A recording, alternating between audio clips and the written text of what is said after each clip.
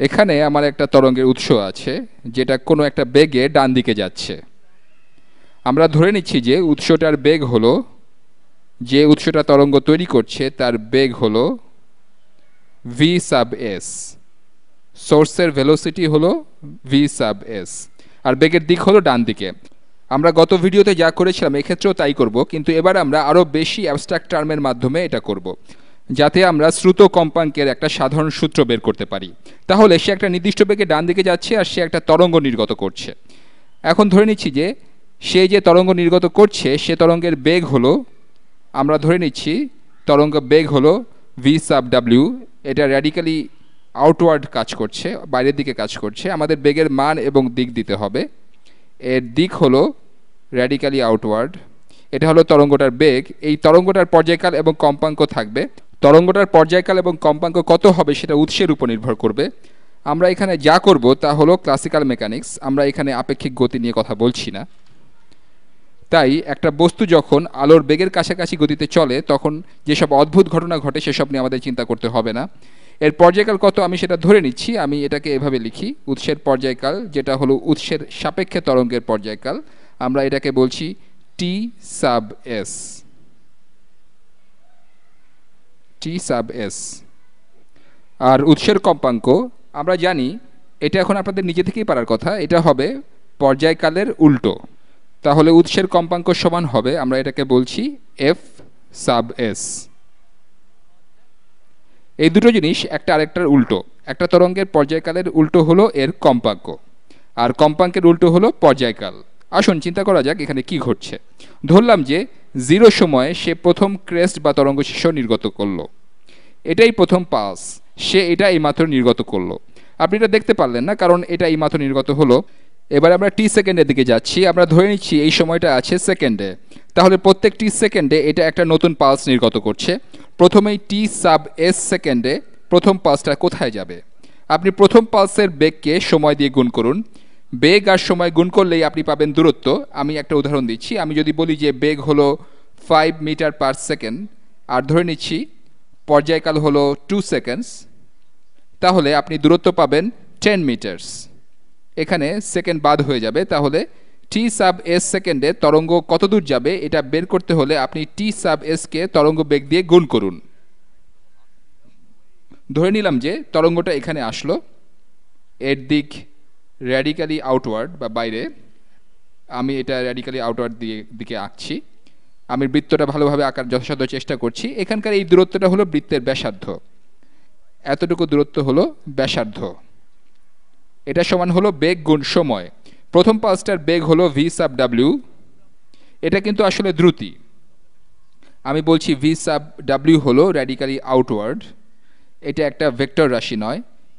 এটা দিয়ে আপনি শুধু একটা সংখ্যা চিন্তা করতে পারেন, ভি সাব ডাব্লিউ গুণ পর্যায়কাল টি সাব এস গুণ টি সাব এস। আমি জানি এটা একটা অ্যাবস্ট্রাক্ট, কিন্তু চিন্তা করুন এটা হলো শুধুমাত্র বেগ আর সময়ের গুণফল। এটা যদি 10 মিটার পার সেকেন্ড গতিতে চলে আর পর্যায়কাল হয় 2 সেকেন্ডস, তাহলে এটা হলো 10 মিটার পার সেকেন্ড গতিতে 2 সেকেন্ডে যত দূর যাবে সেটা।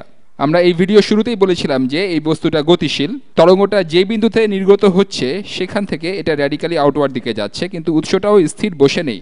এই উৎসটাও এই সময় কিছুটা সরে গেছে। কত দূর সরে গেছে? আমরা এক্ষেত্রে একই কাজ করব, আমরা এর বেগকে সেই একই সময় দিয়ে গুণ করব। মনে রাখবেন টি সাব এস সেকেন্ড পর বা কোনো টি সাব এস সময় পর এটা কেমন হবে আমরা সেই কথা বলছি। এই জিনিসটা ডান দিকে যাচ্ছে, ধরলাম যে এটা ডান দিকে সরে এখানে আসলো। এখানে এই ভিডিওতে আমরা ধরে নিচ্ছি যে আমাদের উৎসের বেগ তরঙ্গের বেগের চেয়ে কম, কিন্তু ইন্টারেস্টিং বিষয় ঘটে যখন বেগ দুইটা সমান হয়ে যায় বা এর উল্টা ঘটনা ঘটে। আমরা ধরে নিচ্ছি যে উৎসটা প্রকৃত তরঙ্গের চেয়ে অনেক ধীর গতিতে চলছে, কিন্তু এই দূরত্বটা কত? আমি এটা কমলা রং দিয়ে করছি। এটা হলো টি সাব এস সময় পর উৎসটার অবস্থান। তাহলে এখানকার এই দূরত্বটা আমি এটা অন্য রং দিয়ে দেখাই, এটা সমান হবে উৎসের বেগ যেটা হলো ভি সাব এস গুণ যতটুকু সময় লাগছে। আমি আগেই বলেছি যে এই সময়টা হলো তরঙ্গের পর্যায়কাল, এই সময়টা হলো তরঙ্গের পর্যায়কাল টি সাব এস। এই তরঙ্গের একটা পর্যায়কাল যদি হয় 5 সেকেন্ডস, তবে 5 সেকেন্ডস পরে উৎসটা এই দূরত্ব অতিক্রম করবে, ভি সাব এস গুণ টি সাব এস। আর এই সময় প্রথম ক্রেস্টটা এখানে আসবে, এই দূরত্ব হলো ভি সাব ডাব্লিউ গুণ টি সাব এস। তাহলে আমরা যে সময়ের কথা বলছি সেটা হলো নির্গত তরঙ্গের পর্যায়কাল। তাহলে এই সময় পর উৎসটা দ্বিতীয় ক্রেস্ট নির্গত করবে, তার একটা সাইকেল সম্পন্ন হয়েছে, তাই সে এবার নতুন একটা তরঙ্গ নির্গত করার জন্য রেডি, এখনই করবে। তাহলে এবার এইমাত্র এই বিন্দু থেকে সেটা নির্গত হচ্ছে। তাহলে এটা টি সাব এস সেকেন্ড বা ঘন্টা বা মাইক্রোসেকেন্ড আগে যে ক্রেস্টটা নির্গত করেছে সেটা থেকে এটার দূরত্ব কত, এই ক্রেস্ট থেকে তার এইমাত্র নির্গত ক্রেস্টের দূরত্ব কত। এক্ষেত্রেও এদের গতি একই থাকছে। এই লোকটা এর মধ্যেই এখানে চলে এসেছে, আর এই লোকটা এবার উৎসের অবস্থান হতে যাত্রা করছে। তাহলে এদের মধ্যকার দূরত্ব হবে এক্ষেত্রে এখানকার উৎস আর এখানকার ক্রেস্টের দূরত্ব। তাহলে এখানকার এই দূরত্বটা কত, এই দূরত্বটা কত, এই পুরো দূরত্বটা আমরা এর মধ্যেই বলেছি, এই দূরত্বটা হলো তরঙ্গের বেগ ভি সাব ডাব্লিউ গুণ উৎসের সৃষ্ট তরঙ্গের পর্যায়কাল। এর থেকে আমরা উৎসটা যতদূর সরে গেছি সেটা বাদ দিব। এই ক্ষেত্রে আমরা যদি এখান থেকে দেখি তবে উৎসটা তরঙ্গ মুখের দিকে এগিয়ে যাচ্ছে, তাহলে এটা হবে মাইনাস ভি সাব এস বা উৎসের বেগ গুণ উৎসের সৃষ্ট তরঙ্গের পর্যায়কাল। এবার আমি একটা প্রশ্ন করি, আপনি যদি এখানে বসে থাকেন, আপনি যদি শ্রোতা হন আর আপনি এখানে থাকেন, এখানে বসে আছেন, আর এইমাত্র প্রথম ক্রেস্টটা আপনাকে অতিক্রম করে গেল, তাহলে দ্বিতীয় ক্রেস্টটার জন্য আপনাকে আর কতক্ষণ অপেক্ষা করতে হবে? এখানকার লোকটা এখন যেটা নির্গত করছে সেটা কখন আপনাকে অতিক্রম করবে? এক্ষেত্রে এটাকে এই দূরত্ব অতিক্রম করতে হবে, এইমাত্র যে দূরত্ব বের করলাম এটা সেই দূরত্ব অতিক্রম করবে। এখন আমি যেটা জানতে যাচ্ছি তা হলো এই শ্রোতার কাছে পর্যায়কাল কত মনে হবে, যেখানে উৎসটা শ্রোতার দিকে যাচ্ছে। এই শ্রোতার কাছে শ্রুত শব্দের পর্যায়কাল সমান হবে পরবর্তী পাঁচটাকে যে দূরত্ব অতিক্রম করতে হবে, যেটা হলো এখানকার এই দূরত্বটা। এটা কপি এবং পেস্ট করব, কপি করলাম এবং পেস্ট করলাম। এটা নেগেটিভ চিহ্নের মতো মনে হচ্ছে, এটা মুছে দিই, মুছে দিচ্ছি। পরবর্তী পালসটা যেটা এই মুহূর্তে নির্গত হচ্ছে সেটা এই দূরত্ব অতিক্রম করবে, ডিভাইডেড বাই এই পালসটা দ্রুতি বা তরঙ্গের দ্রুতি অথবা তরঙ্গ বেগ। আমরা জানি এটা হলো ভি সাব ডাব্লিউ, তাহলে divided by V sub W,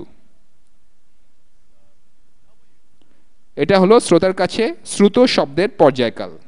আমরা যদি কম্পাঙ্ক চাই তবে এটাকে একটু সাজিয়ে লিখতে পারি, সেটা করা যাক।